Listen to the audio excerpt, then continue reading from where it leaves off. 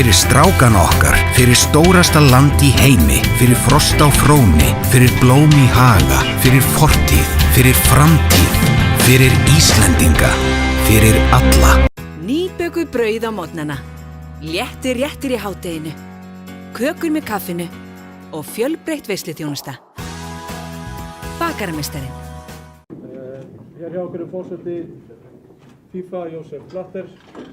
Við honum Geir Þorsteinsson, formaður KSÍ, og ég ætla að gefa Geir orðið. So welcome everyone. It's a great honor for the Football Association of Iceland to welcome the FIFA president in Iceland and his delegation. He arrived yesterday afternoon, and we met our Minister of Education, Science and Culture, and of course sports. And we also had the opportunity to give him a small lecture on development of Icelandic football. We also took the opportunity to take him for a practical training session of youth teams in Háká in Kórin and Breiðablik in Fívan. And then we ended the day meeting our President Ólafur Ragnar Grímsson.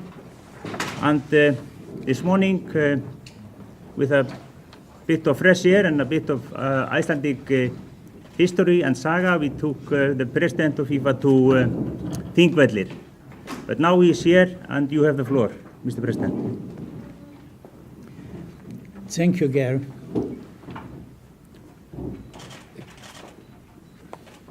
It's just noon, so I don't know if I have to say good morning or good afternoon, but anyway, ladies and gentlemen, it gives me great pleasure to be with you for a few moments.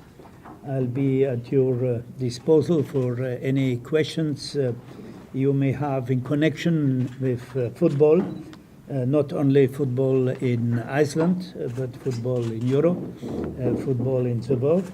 But before starting the question and answers, I have to say that I'm very happy, really happy to be with you. I'm here with a delegation of FIFA, which is composed by the director of the technical committee and the development program, Jerry Reginas, who is in charge of all the development with the national associations, accompanied by the lady that is in charge of all the European questions, Eva Pasquier. I have my personal assistant, who is Rosing, if I speak about him, Guy Philippe Mathieu, and our press officer here. But you will have some other information if you need to have a better contact with FIFA.com. He is the director of the media. His name is Nicola Mango. Mass media. Okay. Okay, good. What I want to say to you is, first of all, arriving here yesterday to Iceland, it's my second visit as president. I was here just after my election, and I assisted to a very historical match here when Iceland has beaten Russia. At that time, it was Russia, 1-0. This is historical, I have to say. In that stadium, I know where I was sitting. I know where the goal was scored, in one of the two goals, actually. but then I had the opportunity to meet the Minister of Sports and Youth, Culture and Development,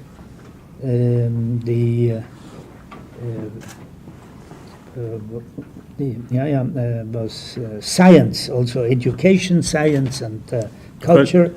Yes, culture. Correct, yes. To have all the education, science and culture. Katrín Jakobsdóttir, but Katrín. It was a very nice get together, and especially we spoke the same language concerning sport, especially football here in this country. But then I went to the federation, and here I was surprised and impressed. Surprised because the technical director, Siki Eliasson, he presented some video and some matters on the Icelandic football. I think you will have at disposal this paper, but I haven't only seen the paper, I have seen also the will and the determination behind the different projects, and looking that on a population of 320,000 you have you have 21,000 players registered, which is 6.5 percent of the population. I was impressed by the figures, but later on I was impressed also by the information, and I have seen it on the field of play, that all coaches, the professional coaches, they are not amateur coaches, and this is so important to teach teachers and to have these teachers in football.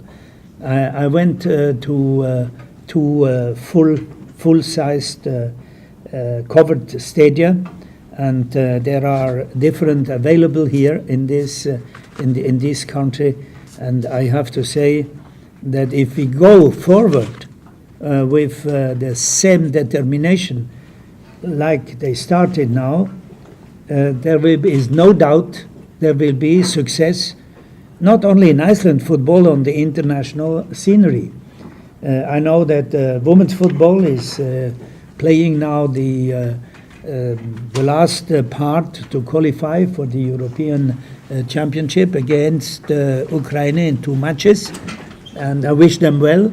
I would say the same if I'm in Ukraine, but I'm here now, so I say I wish them really well to go forward. I was impressed because when you look at this, the size of this country, and then the development what football can do, and then in one of the training centers there were boys and girls from already 5, 6, 3, 4 years old there starting to play the ball. It's great. It's really great. And then I met the president of the Republic, just coming back. Go forward. Go on with that. Don't abandon, because you have made a big presentation with a video which was distributed everywhere. You must have something very special every year, and it must be, the results must come out with such an organization. I started in FIFA as a development officer. It's now more than 37 years ago, but I have never seen in such a small country such, I would say, a wonderful, but very efficient organization. And this was confirmed in a discussion I have had with your president, the president of the Republic, Olafur Ragnar Grimsson, and we have had a conference together on the philosophy of sport, on the football, and what football can do in a country, connecting people and giving to these people also the determination. You know that your country comes out of a very difficult situation in this economic crisis still going on outside, but you are now out of the, let's say, of the bottom. You are coming up, and I'm sure you'll do it because there is such a determination inside this country to do so. Today then, this morning I went to see some historical sites where Asia is meeting America. And Europe is meeting America. No, you are. Let me finish. Yeah. Okay. Let me finish. Where Asia is meeting America, and in between,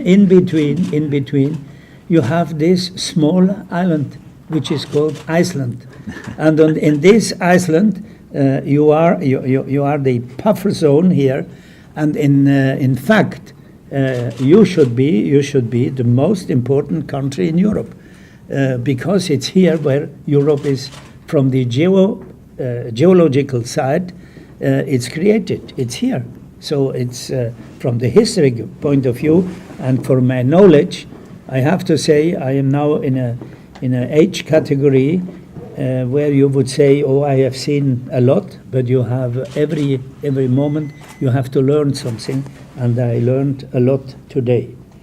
So having said that, I can only give compliments to your organization, Ger, and the Secretary General and all your group. And I'm now happy to answer your questions, if you have any. I do hope you have. And thank you for the interest you show to the football and you show to the FIFA delegation here present. So, I think we open the floor. Mr. Blatter, first of all, welcome to Iceland. You've been a FIFA president for 14 years, if I can calculate, and involved with FIFA for 37 years. Today, what do you think is the biggest threat to this beautiful game? Thank you. Actually, we have one of the different devils in our game, which is the most dangerous because it affects the essence of our game. And the essence of our game is that we can be compared to the biggest theater in the world, the classic Greek theater with the unity of action, the unity of lieu, the unity of time. But you never know the issue. And in the theater, you know the issue. In a movie, you know the issue. In football, never. And now we have an enemy coming in and trying to destroy this essence. And this is match fixing, which is linked with illegal betting. And this was one of the main items we had on our agenda at the executive committee just 1 week ago or 10 days ago. Thursday and Friday, 10 days ago, and it can only be met with you can put all authorities, political authorities, judicial authorities, police. We work together with Interpol in Europe. We work all together. But the only solution, in my opinion, is solidarity in between the football family. Solidarity means that they are touched by these agents coming into this game, they should disclose it and immediately disclose it. And this is solidarity. Solidarity in the family. If you are a good family, you shall do it. And when it is disclosed, then give these people to the relevant judicial authorities and take them out of the game, definitely, but put them in jail. You know, in Finland, it's just 1 year ago, in Finland they had problems. They have identified some people. They didn't want to speak. You know, it's like in the Italian organizations nearby the mafia, where they say you never disclose something. And then the Finnish authorities, they have said put them in jail. After 1 week they all spoke because they don't like to be jailed. And I think it is important. This is the devil number one we have in the game. But I am sure we are strong enough, the whole institution, FIFA, the pyramidal organization, we are strong enough, and football is still this element of connecting people, the element of emotions in our perturbed world. Just want to tell you that in the week we have had all committee meetings. There were people from Syria. They confirmed that still now in Syria there is played football. Not perhaps in Aleppo where there is some problems. There's played football there. In Afghanistan there is a league playing football, and never footballers have been harmed. It was the same during the 5 years of this unfair occupation in Iraq. It was all played. Even the Iraqi national team during this time became Asian champion. There is not a profession, but a women's league playing in Palestine. We are trying to help the Palestinian players to leave their, they are in so-called territories, to leave for international matches or to accept international matches. And we work with Israel football together, and it works. It's not always very easy, but football can help, and football brings hope in all these countries. So we shall not abandon because we have identified an enemy. Contrary, we are going to fight it. But in solidarity, it would be easier to disclose that. But it's not so easy. Mr. Blatter, how do you think the outside world looks at FIFA? Obviously, there have been some news, but we know you're also, of course, doing a good job. But what do you feel is the reputation of FIFA, and could it become better? What could you do to make it better? It depends from which angle you are looking at FIFA. If you go to around the world, all around the world, FIFA has a very good reputation. FIFA has the reputation that they have brought football everywhere in every corner of the world. That we are making a tour, how do you say, with our World Cup? Yes, a rotation. We make a rotation with the World Cup. But definitely, it's 300 million people are in this game. 300 million, that's a big account. 300 million people, and it's not overdone. When I look the registered players here, it's not overdone. 300 million people, they are in this game, and in this game, 300 million people is like a big continent or a big country, and FIFA cannot be responsible for all the members in this family, but. Naturally, there still are perhaps, but we have started after the decision in 2010 of the World Cup. We have seen that in the executive committee, not everything was very, very clean. By the way, at that time we had 24 members of the executive committee. 6 of them are not any longer in the executive committee. So therefore we started with the ethics committee. We started with the reform, which I announced in the Congress 11. In the Congress in 12 we confirmed it. We are now on the way to realize this reform. And I can tell you, I'm traveling all around the world. I am never bothered by anybody. I am received by the head of state in all countries, even in Europe. There is a part of the media, they don't like FIFA, and there's a part of the media, especially, they don't like me. But I cannot make the unanimous, everybody like football, perhaps, but they don't like the institution. It is impossible to please to everybody. Would I please to everybody, I would not be good. Because definitely, if you are applauded by everybody, something is wrong. So I prefer to be attacked. If it is criticized, that's okay. But if it is under let's say, under the moral or ethical standard, then it's not good. But it will stop. It will stop. We started with this new organization of the ethics committee with 2 chambers, but it's not enough that FIFA is doing it on the level of FIFA. It must go down to the national association, to the confederation. They have to do the same job. But don't forget, we are just answered your colleague. We have these enemies. They are gamblers, and we are in a game. And in a game, there are so many gamblers. And what was wrong in our organization? You ask me now. I'm 37.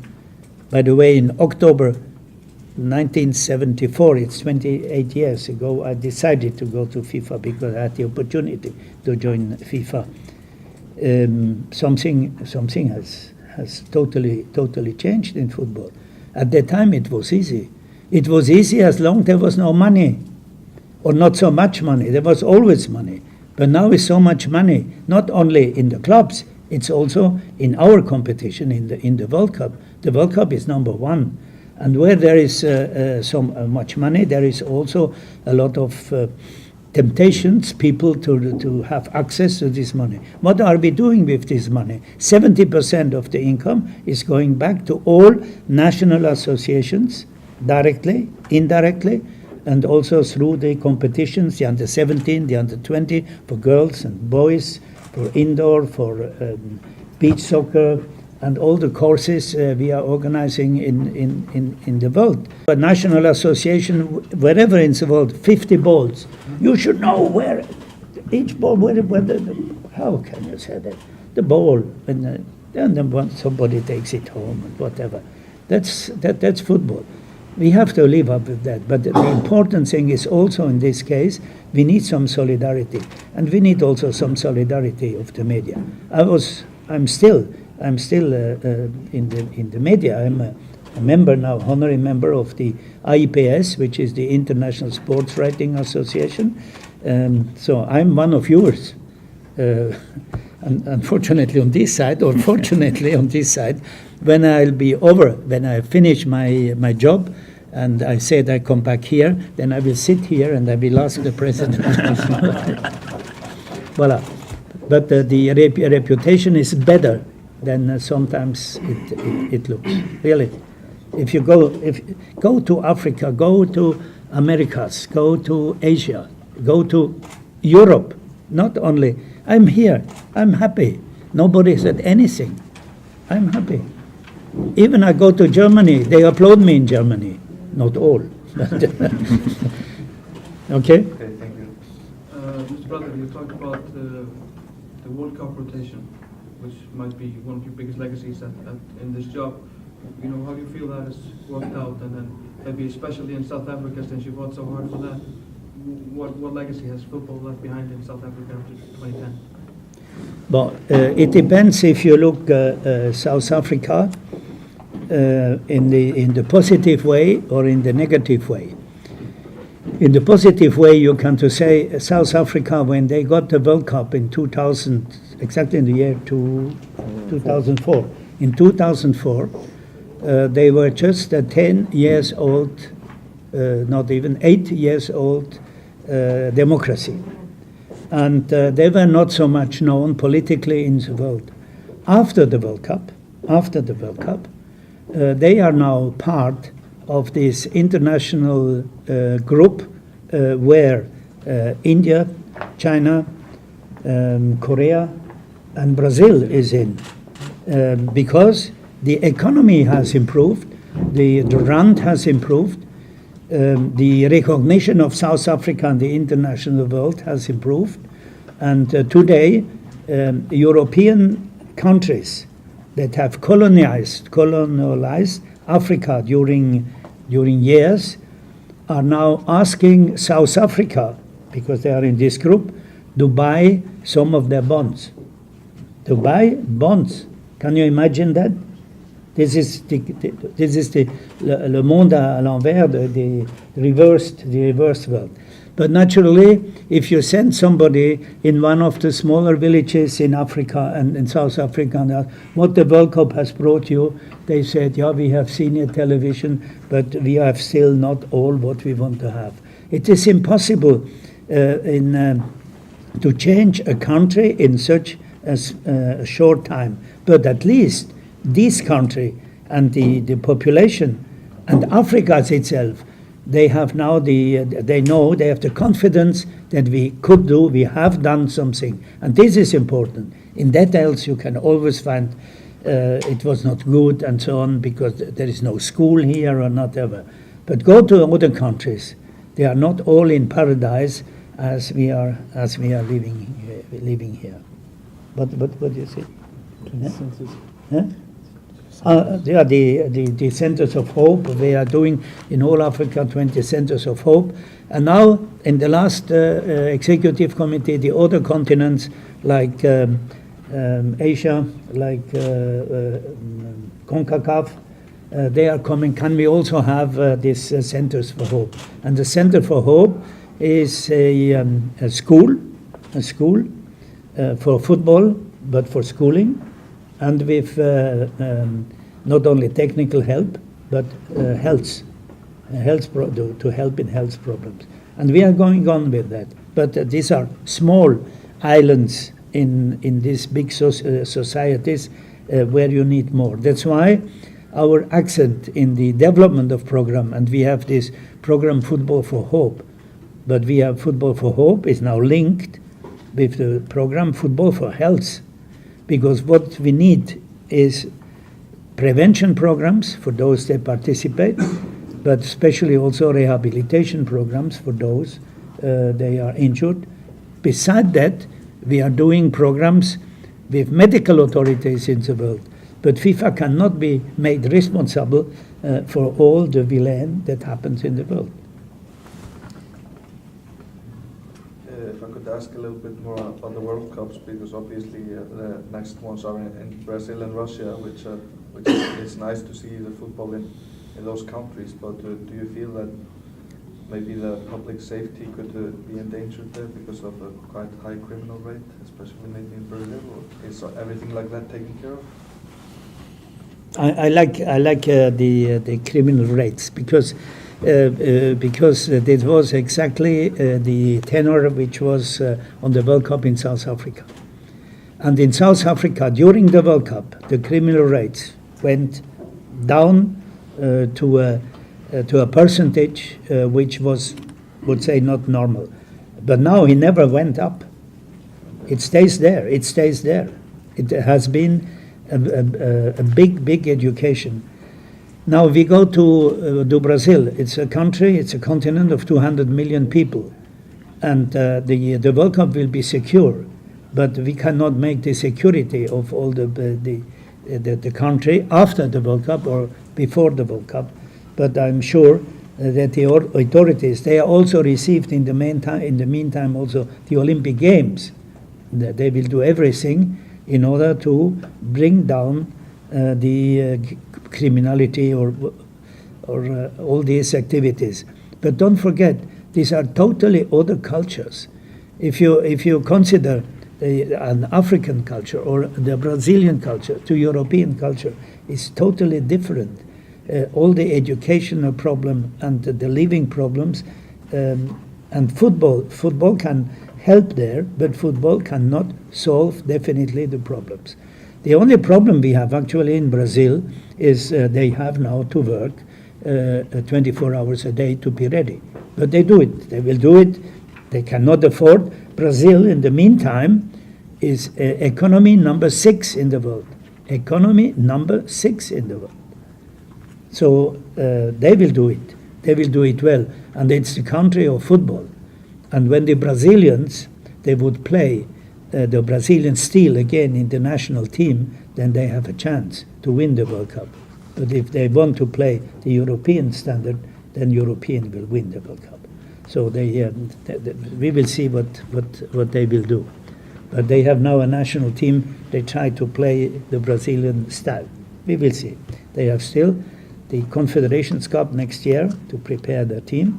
In June next year, it will be the wonderful Confederations Cup with teams like Italy, Spain from Europe, the champion and the vice champion. No, not the vice champion. Spain is qualified like the world champion, and so the second Italy, and then we have Japan, we have Mexico, we have Brazil is qualified, Uruguay, Tahiti. And Tahiti, and we are waiting for the African qualifier, and then they will have the World Cup. They play in 12 stadia in 12 cities, 12 cities, 12 stadia, and they will do it well. The problem for them, Belgium, Holland, and England, and Russia, and then we came from Brazil to Russia. And they are not happy. They are still not happy. But it's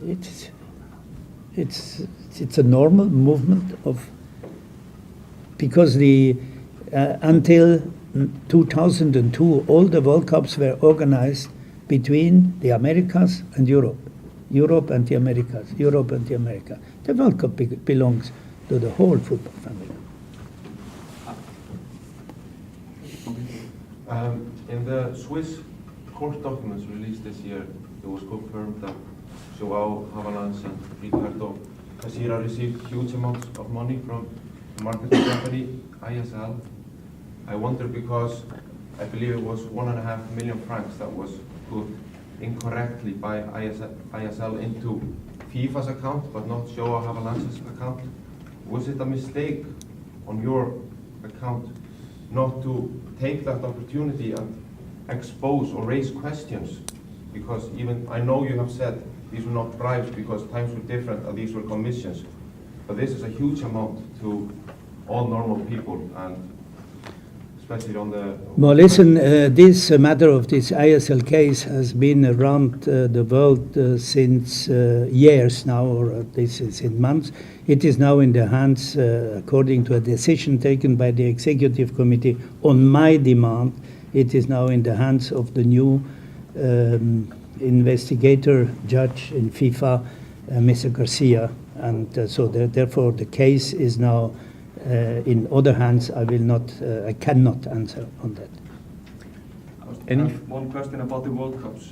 Has the idea of winter tournament in the Qatar, Winter World Cup in the Qatar tournament in 22, has it been thrown off the table completely? Well, listen, I can tell you only the situation according to FIFA's decision taken on this 2nd of December 2010. And this is that the World Cup has been given to Qatar under the condition that it's played in July. This has been the condition for all other bidders. So for the time being, there are speculations, but we in FIFA, we have never received any demand from those they have received the World Cup to change the dates. The only one who could do it is the Qatari coming back to the decision-making ruling body, and that's the FIFA Executive Committee. So far, no movement. Any final question? If there is one. Now, Iceland is a very, very small country, and I think I won't see Iceland winning the World Cup. But is it possible? Is there possibilities that we could have some kind of World Cup for a smaller nation? Well, the World Cups, I think you should start with European Championship because the World Cups in FIFA, they have 16 teams, even the under 17, and to play with 16 teams, you need 4 stadia. You have stadia here, and not too big. That's good. Now we play in Azerbaijan an under 17 girls competition, which is also a wonderful achievement because the first time women's football played in a Muslim country, and they have different teams. Now they are eliminated. The teams, they have been affected, or they have had players, Islamic players, but nobody played with a fular. Everybody played with the normal thing. But here, yes, you could. The good thing would be that one of your youth teams or women's team will qualify one day for FIFA's competition, and your under 17 were just nearby. And this would be the first step, I would say. And but the activities in these associations are great, I have to say. it's not only a compliment to Gerrit. It has nothing to do. It's really, I was impressed on the presentation of Siki. I was really impressed, but there's something in that. It's not only by talking, because people, they have had realizations in football, but here I have seen then on the field of play what they are doing. We take the very last question at the back. I'm a Go ahead. journalist, and as you know, Switzerland is coming to play here next week. And just want to know what impressed you about the football. You said it's impressed a lot, but what is exactly what impressed you? If I have to say to Switzerland that you have to take care about Iceland. Qu'est-ce qui vous a le plus impressionné? Ici? Oui. Mais, you are Swiss? Yes. You are Swiss. I am international. So I am neutral.